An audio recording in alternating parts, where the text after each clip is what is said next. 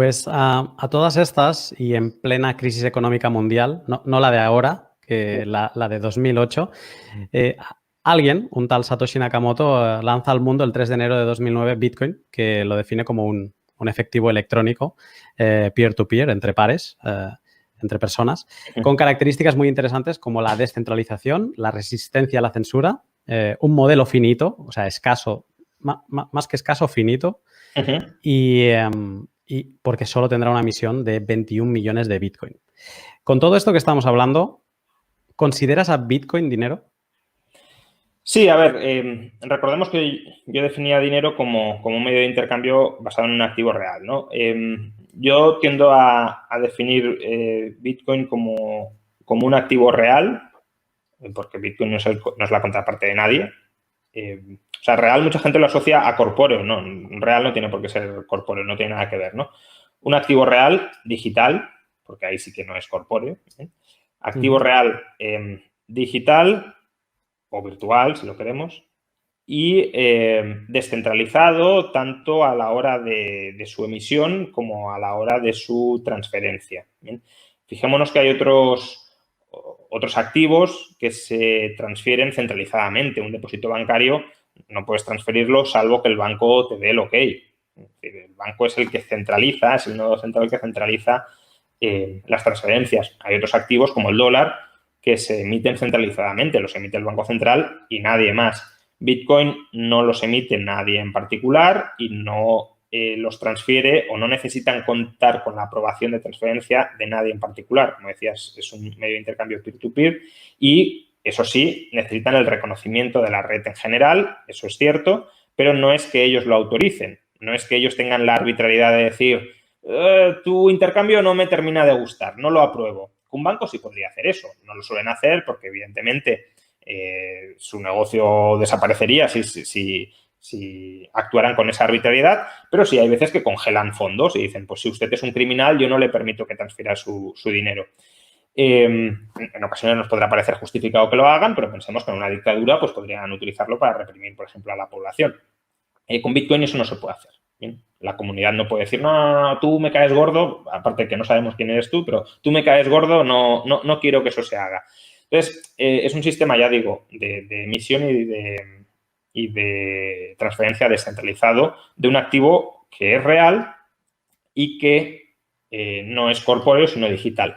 Al final, si nos fijamos, el oro también es un activo real, en este caso no digital, sino material, descentralizado en la emisión y descentralizado en la transferencia. Por tanto, Bitcoin vendría a ser algo así como un oro digital.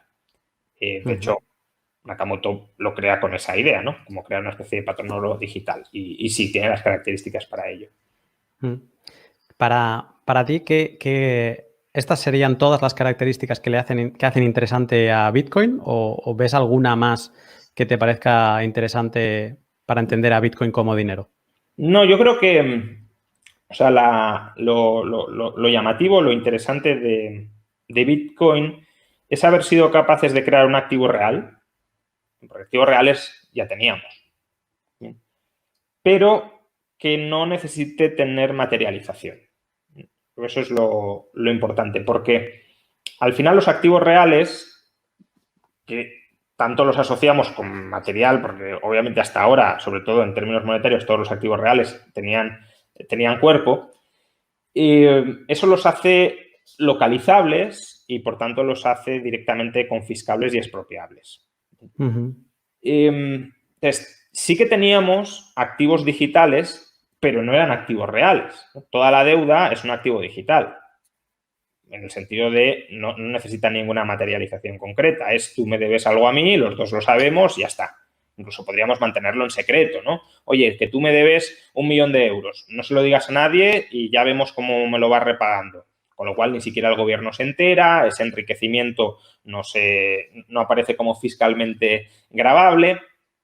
Pero claro, ese pasivo o activo financiero, que es por definición digital, tiene el problema de, ¿y si tú luego no cumples, qué pasa? No cumples porque a lo mejor no puedes cumplir o no quieres cumplir. Porque claro, si lo mantenemos en secreto, tú también puedes decir, secreto, sí, pues no hay testigos, no hay nadie público, no, y no te debo nada.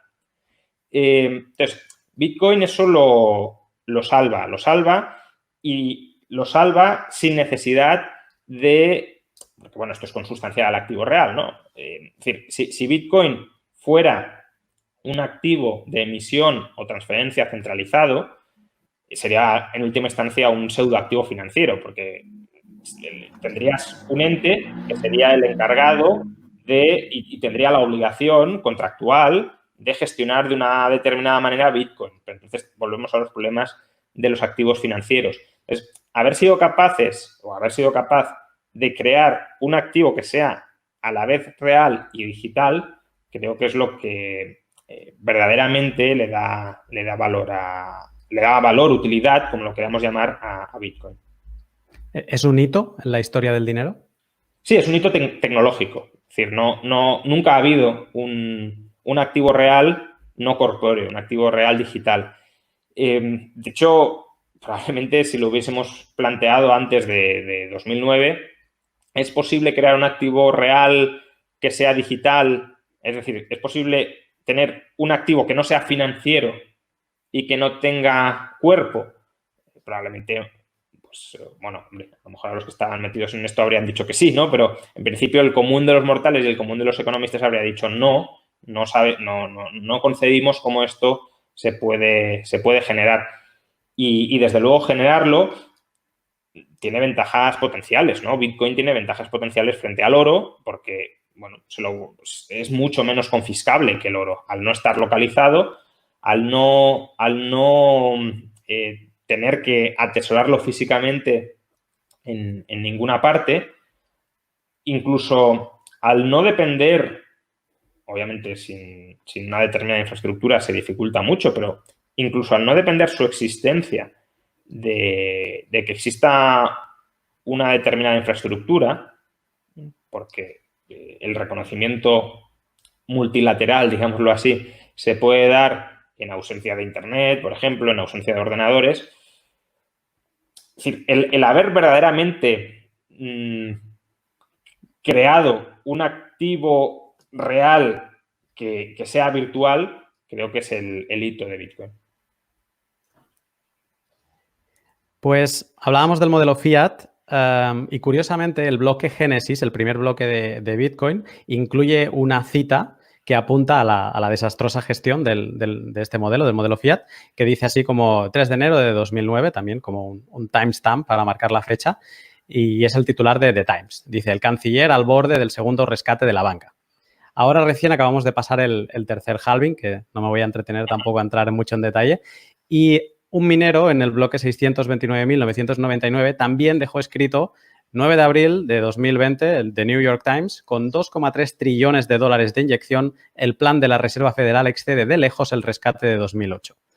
Es como que todo el mundo Bitcoin tiene, tanto Satoshi como el resto de todo lo que ha venido después, tiene en mente el modelo Fiat como un modelo desastroso. ¿Crees que Bitcoin, o crees que podría ser que Bitcoin con su escasez programada sea una respuesta a los excesos inflacionarios de emisión del modelo Fiat? A ver, aquí lo de inflacionario hay que matizarlo, porque si respondo a esta pregunta sin más, claro, no hemos tenido inflación en los últimos 10, 15 años. Por tanto, plantear que es una respuesta a una inflación inexistente es algo raro, o puede sonar algo raro. Yo creo que es una respuesta al riesgo potencial de inflación, eso sí. Yo no diría tanto que el modelo Fiat haya fracasado, porque el modelo Fiat es absolutamente dominante y además a día de hoy lo es a un valor estable de sus divisas. Por tanto, parecería que el modelo Fiat está en el mejor momento de su historia. Nunca se ha utilizado más la moneda Fiat, nunca los agentes privados han demandado tanta moneda Fiat de los estados y menos activos financieros de otras instituciones como pueda ser la banca. Y nunca la inflación ha sido más baja. Por tanto, ya digo, parecería que hoy la moneda Fiat goza de muy buena salud. Pero recordemos también lo que he dicho antes. La moneda Fiat es un pasivo financiero del gobierno. Entonces, es cierto que hoy la moneda Fiat puede tener buena salud, pero también existe el riesgo de que se siga abusando de la creación de moneda Fiat, que no es más que creación de deuda estatal, y que lleguemos a un punto donde esa deuda estatal sea reputada como no pagable o difícilmente pagable y entonces sí haya inflación. Y tener bitcoins yo entiendo que es en parte, no solo, porque hay otros muchos riesgos contra los que Bitcoin te puede proteger. Pues contra el chavismo, por ejemplo, también te puede proteger Bitcoin, aunque el chavismo es hiperinflacionario, pero aunque no lo fuera, pues te podría proteger de esa expropiación generalizada de propiedades que desde luego vendría con un régimen tiránico.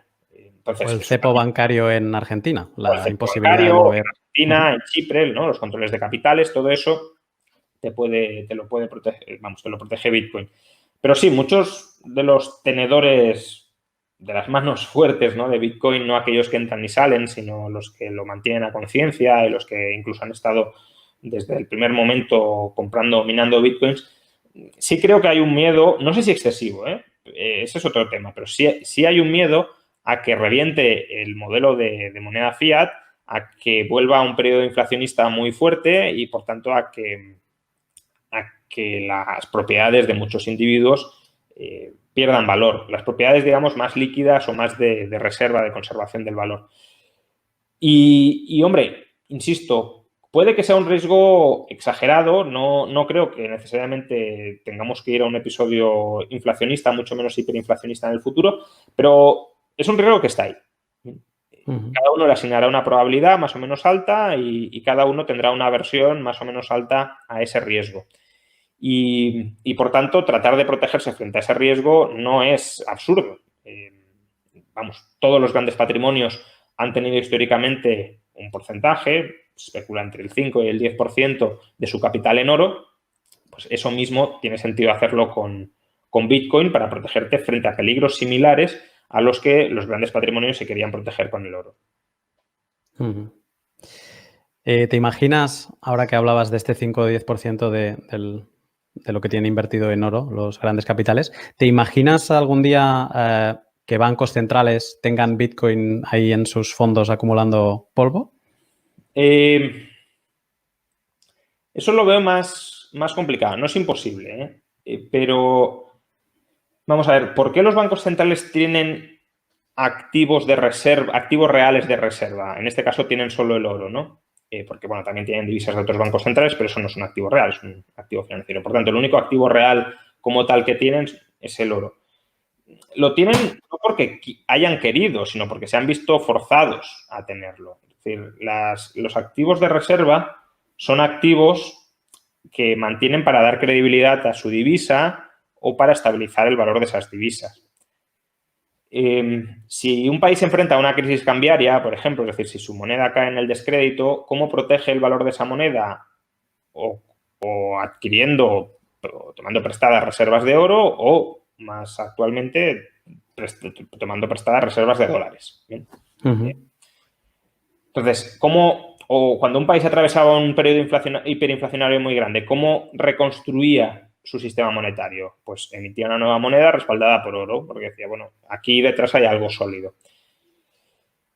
Veo difícil que en un escenario donde no hay una crisis de confianza en la moneda fiat, los bancos centrales se pongan a comprar activos de reserva, salvo que estés intentando dar una especie de salto, ¿no? Se especula que Rusia, China compran oro por si quieren, bueno, probablemente lo compren por si hay en algún momento una desconexión con el dólar, para tener algún activo adicional pues con el que hacer frente a, no sé, guerras, bloqueos y demás, pero también por si quieren dar el salto a una divisa global, ¿no? Si tu moneda es peor que el dólar, pero eres capaz de suplementarla con oro, pues a lo mejor tienes alguna capacidad más para competir. Pero en principio, si no estamos en una circunstancia así, es raro que un banco central compre oro para tener más oro o compre bitcoins. Por tanto, el escenario en el que los bancos centrales compraran bitcoins sería un escenario, primero, o donde Bitcoin se convierte en un patrón monetario global muy extendido y, por tanto, compran Bitcoins para estabilizar el precio de Bitcoin con respecto al dólar, al euro, etcétera, o un escenario donde su moneda cae en mucho descrédito y tanto el oro como Bitcoin ya son activos, de nuevo, también muy reputados como reservas de valor y, por tanto, los necesitan para dar credibilidad a su divisa. Yo ahora mismo eso no lo veo. No lo sé. En décadas, pues a lo mejor sí, pero de momento no lo veo ese escenario. Última pregunta. Antes hablabas del componente escéptico, ¿no? Que aún te seguías teniendo con Bitcoin, y yo tengo una pregunta que va en esas líneas. ¿Es utópico imaginar un modelo económico apoyado exclusivamente en un dinero finito como es Bitcoin? No, no es utópico. A ver, que no se pueda producir dinero sí tiene algunos inconvenientes. Es decir, yo creo que en el caso de Bitcoin, haberlo hecho radicalmente finito, pues puede ser un problema potencial, porque en cierto modo programa la deflación, y una deflación fuerte a largo plazo. También es cierto que se puede modificar, es decir, no es nada que no sea inmodificable por la propia comunidad si la propia comunidad quisiera, aunque los incentivos claramente no son a modificarlo, porque si tú tienes bitcoins, ¿para qué vas a querer que se puedan emitir más diluyendo tu valor, ¿no? Salvo que creas que no imprimiendo más vas a desincentivar que se siga incrementando el uso de Bitcoin, no hay muchos incentivos a cambiarlo, pero bueno, potencialmente se podría cambiar. Por tanto, ¿es un problema? Ahora, es un problema que se puede remediar, o al menos que se puede reducir. A ver, los sistemas monetarios, ninguno de ellos ha utilizado exclusivamente o incluso mayormente la base monetaria de ese sistema. Con el patrón oro, la mayoría de transacciones no se realizaban en oro. Se podían realizar transacciones en oro. Es decir, existía esa libertad, pero utilizabas otros instrumentos que eran derechos de cobro contra oro, deuda, que luego se compensaba con otra deuda, y solo para liquidar el saldo neto se utilizaba la base monetaria, el oro, o en un sistema hipotético futuro, Bitcoin. Esa posibilidad de crear más deuda, esa posibilidad de crear sustitutos monetarios referenciados, ¿no? Nominados a Bitcoin, reduce las tensiones o el empuje deflacionista de Bitcoin. Entonces, ese perjuicio o ese problema en parte se puede remediar externalizando gran parte, vamos, en Bitcoin y en cualquier otro sistema, de los pagos en pagos crediticios. Volveríamos a un tipo de reserva fraccionaria. Sí, bueno, pero es que yo creo que Bitcoin no es incompatible con la reserva fraccionaria. Ningún sistema monetario lo es y yo, vamos, creo que además pretender establecer un Bitcoin con reserva 100% sería muy problemático, básicamente porque ahí sí te condena a una deflación muy fuerte, muy intensa y de nuevo, el ideal monetario no es la deflación ni es la inflación, ¿no? En la inflación ganan los deudores, en la deflación ganan los acreedores. Pero la cuestión es que por el lado monetario no gane nadie, porque si se trata de que se gane no por un cambio en el patrón monetario, que el patrón monetario es solo un facilitador de los intercambios, sino que se gane o se pierda en función de el bien que estés transfiriendo. Cuando empezamos a tener ganancias o pérdidas por el lado monetario es cuando comienzan las estrategias financieras que burlan la economía real, ¿no? Que intentan buscar atajos o para protegerte o para especular con esa ganancia. Pero todo eso es, en cierto modo, crear riesgos y problemas artificiales dentro del sistema de intercambios económicos. Obviamente, muchos de esos problemas no son evitables porque nunca vamos a tener un patrón monetario que sea perfectamente estable. Entonces, pues siempre va a haber esa necesidad de cubrirte frente a la inflación, frente a la deflación también. Pero claro, desear que esos problemas sean muy grandes es lo que no lo veo, ¿no? Es decir, lo deseable es que el valor sea estable y, por tanto, que no haya juegos de suma cero sobre la pugna del valor monetario.